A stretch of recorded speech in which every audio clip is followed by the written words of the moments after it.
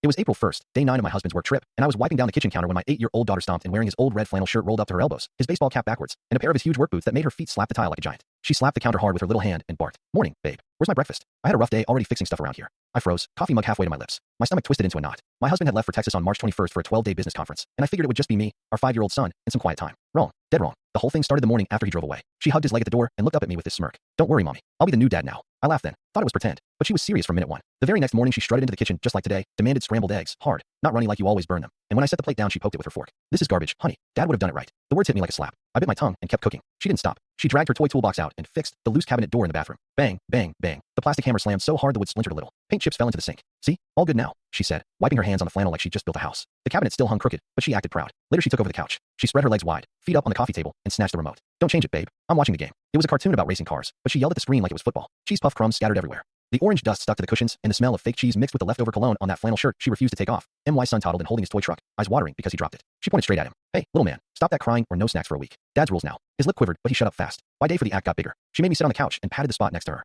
"Sit down, honey. We need to talk about our budget." She held up a crumpled paper covered in crayon numbers. "That $214 electric bill last month. Way too high. You leave lights on like it's free. Cut it out, or I'm taking your coffee money." "I don't get coffee money. I work part-time at the grocery store just to cover gas." Sweat prickled on my neck, but I nodded. She even went to work. She tied one of my husband's old neck tees around her neck, marched out to the backyard shed, stayed inside for 10 minutes, then came back complaining. "Traffic was terrible, babe. Kiss me hello." She puckered up. I almost dropped the laundry basket. Nights were the worst. I'd finally crawl into bed, phone in hand, trying to unwind, when she barged through the door with her stuffed lion tucked under her arm. "Move over, honey. The man of the house needs his side." She'd climb in, yank half the blanket off me, and start fake snoring in this fake deep voice that still cracked high. The dog bolted from the room every single time. If I shook her shoulder she'd mumble, "Hey, I'm 38 now. Respect the boss." In our California neighborhood your own kid can flip the power in your house faster than any fight with your spouse, and suddenly you're the one walking on eggshells. Nothing tests your patience like watching your child copy every entitled thing they've ever seen and aim it right at you. Day 8 I hit the wall. My hands wouldn't stop shaking while I loaded the dishwasher. My heart hammered so hard I could hear it in my ears. Sweat ran down my back even though the AC was blasting that I locked myself in the bathroom, gripped the sink, and stared at my tired face in the mirror. Part of me wanted to scream until my throat hurt. Another part felt this deep, heavy ache, like my own daughter thought I was useless without a man around. I kept telling myself she was only 8, just playing. But the playing had turned my home into her kingdom and me into the help. Then came the trash finale. She grabbed the giant black bag, way bigger than her, and dragged it bump down the hallway. "Don't worry, babe. I got this like a real dad."